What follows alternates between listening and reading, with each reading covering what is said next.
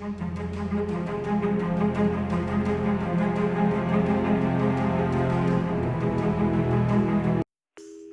folks, and we've got a new arrival to the fleet today. It's going to be on the other side of that. Well folks, some of you know me well enough by now, know that one of my favourite brands is a London brand, Oskar Emil, who made this absolutely gorgeous Houston. Right, I know, something job. So today, to add to the fleet of Oskar Emils,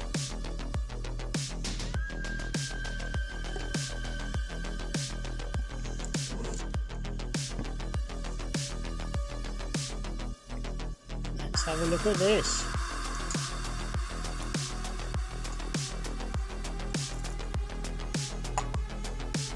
Quite a nice see-through tin, you know. No. There we go. This is an Oskar Emil Sigma.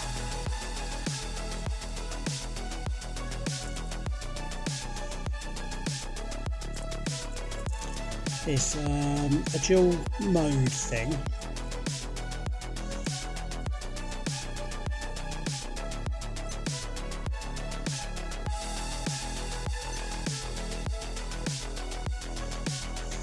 It lacks a stopwatch, which I'm not really worried about because I'm not exactly a racing car or some driver or something. And it lacks a light for the display, I suppose, because, like, you know, you just if you're at night time, you just press that and bosh, there it goes. And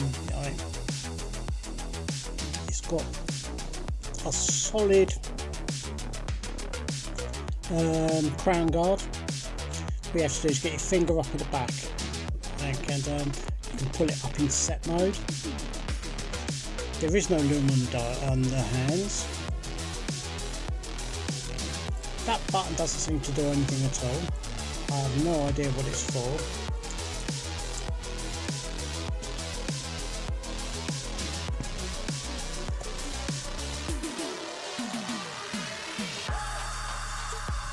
And it did arrive with these rather cursory, incorrect instructions, which are all very well and good, except it refers you to that button there, which is the button that doesn't work, so it doesn't do nothing. Look, the price I paid for it was ridiculously cheap, and brand new tinted watch.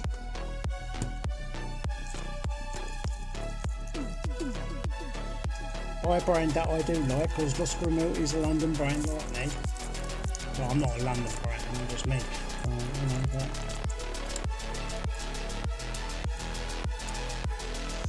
there we go. How about that?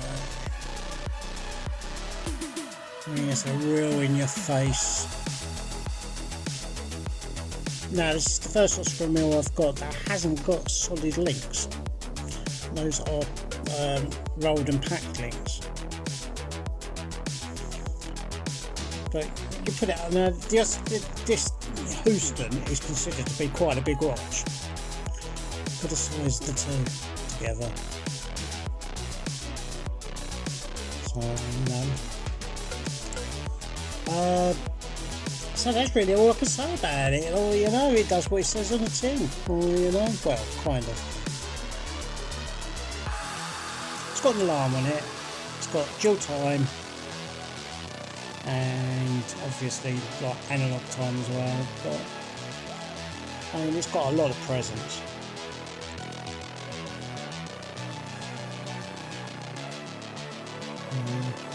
No, I like it. I mean, that's all stainless steel. It's not some chrome manky metal or something. I mean, this is all stainless steel as well. It's just that it's filled and rolled links rather than solid links, which is the downer. Look at the fixed lug pieces there, nice and angular. It gives it a bit of presence. Comfortable, kind of. The crown guard, as you can see, it pushes up against the old skin. but I don't buy watches, silly little watches. As you can see, it's got a signed clasp. It has got a signed crown, but you can't see it because the crown goes in the way. I mean, that's a bit of a silly thing to do, isn't it? I mean, pushers are nice finish to it. It's quite satisfying taking the cellophane off of it. It was like wrapped up in like cling film. The bracelet itself has got a keeper and a set of pushers as well. So you put it on, put it on like that. Bosh. There we go. So it's double locked. I like that. That's a nice addition to the Oskar Emil stable. Yeah, I mean, it's a London company, so I've always got a thing, you know. I mean, Accurist is a London company apparently, so I'm quite happy with that. It fits in with the tanks, and I mean, if we go on about how big and meaty the tank is,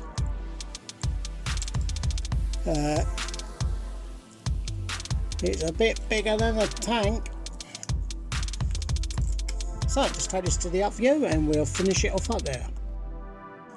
So look at that.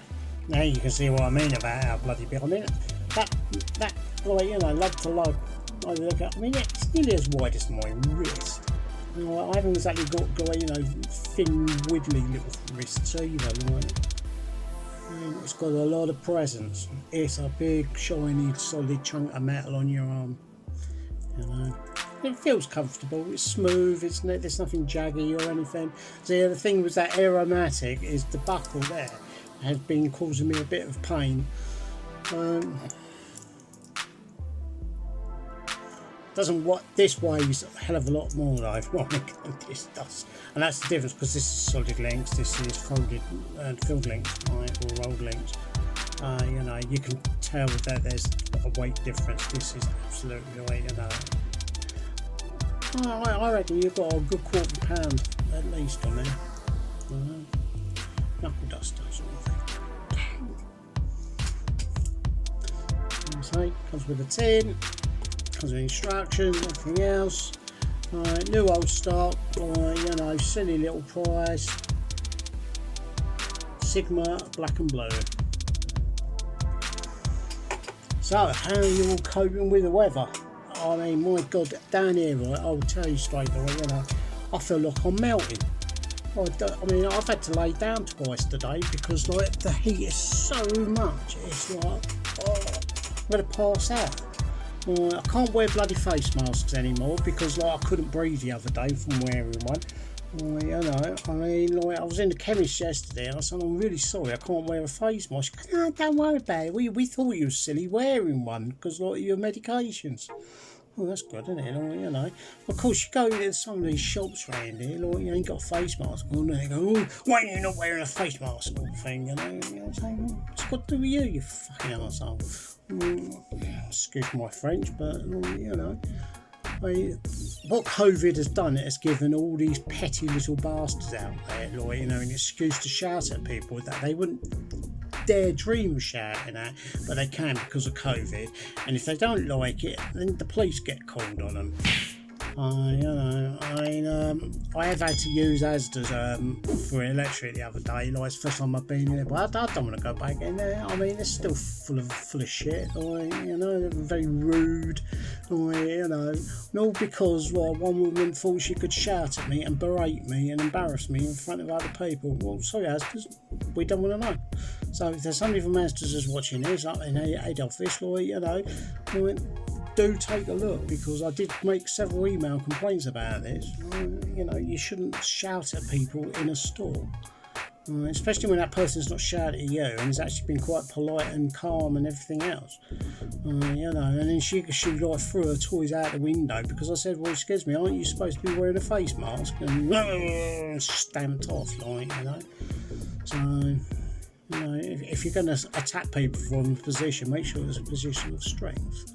So, there we go. Now, we have got some stuff going on in the works. this one here, I'm not going to show you because they are absolutely minute.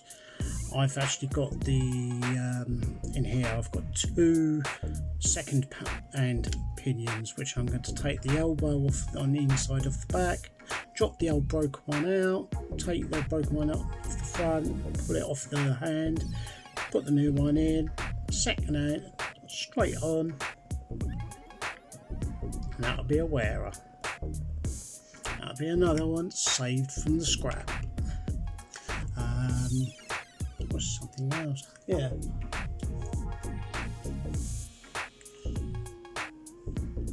Even though it doesn't say USSR, this is what I got from the other day for a couple of quid. Right, it's got a 2356 Soviet quartz in there. The crystal is a bit scratched and gouged, but like, I mean, we're going to try a bit of brass on that and see where that goes with that. As you can see, that's come up absolutely gorgeous. Now this was fit to be thrown away, and now it's a wearer. Nice leather strap. It's a bit too small for my likes, but I mean, for a dress watch, it's not bad. It's another Seconda saved. I was going to be doing sorting out all the watches and pieces, because I'm still trying to get on this like 100, but the trouble is I keep getting more stuff in, so I've got to try and catalogue it all up, like, you know, and then work it from there. It's difficult because, like, you know, like, I mean, I don't know if I'm going to have the 100 watches like video, because I'm close to like 150 watches. So, you know, I mean if I can get some subscribers up, like, you know, like, I'd love to do it, like, you know, some of these I'd give away, you know, something special, something unusual, you know, I mean, I'd love to do that. You know, I like to share as much as care. So I'm gonna like leave it with you there, like, you know, I'm probably gonna go flop on my bed again, and, like, you know, I won't take my tablets and have an early one, because I'm just feeling it, you know. I mean, sometimes, like, with the heat when it's pushing down on me, it's like my heart is really labouring, and I am getting a bit worried about that. So, actually, I am going to adjust this just a little notch, put it on a second, like, just to bring it in just a bit. Because actually, it's like wearing and heating up and everything, it's beginning to loosen up a bit. It's a bloody fingerprint back there, though. I don't like that.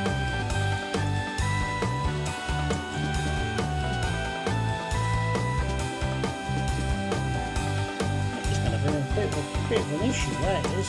It's going to be aware, you know, I don't want it to look like it's been fondled up by Harvey Procter and after Tory party. You know. Oh, I don't care, because I think they're all a bunch of bastards.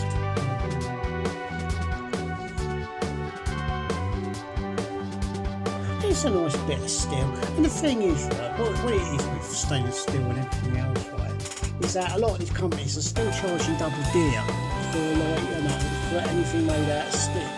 But stainless steel and steel is dirt cheap right now, because China has got such a glut of it. Like, for the next 10 years, you know, you could buy it for pennies on the half ton. You know, and I mean, it really is cheap right now. What's more expensive than anything else is stainless steel to chromium. On the standard and mild steels, they are, I mean, it's cheaper than wood, it's cheaper than plastic, it's cheaper than anything, right? But because you need special machines to machine steel, that's where it becomes expensive. You know, whereas plastic, you just need to mould it, wood, you just need to curve it. I mean, but just with, you know, you need lathes and mills and presses and all the rest of it. But right now, steel is very, very cheap. It's going to be cheap for a long time. You know, and I don't know why they sit there and make that. I mean, aluminium is very, you know, that's how I say it, aluminium. Like, what's it? that is such an abundant resource. Like, it's unbelievable. I guess like iron. There's tons of iron. There's tons of aluminium. Like, you know, I think aluminium. Like, you know, not aluminum. You know, I mean, my arse says that. Like, you know, time I have a really good fart going aluminum. Like, it annoys me. Like, you know, like. I mean, I'm South London, I do all the Cockney chat and everything. There's me calling out other people and what they're saying the word wrongly on, you know. I mean, I can't talk, but, you know, we're not here to talk about that. So, last ostentatious glance at the Oskar Emil Sigma.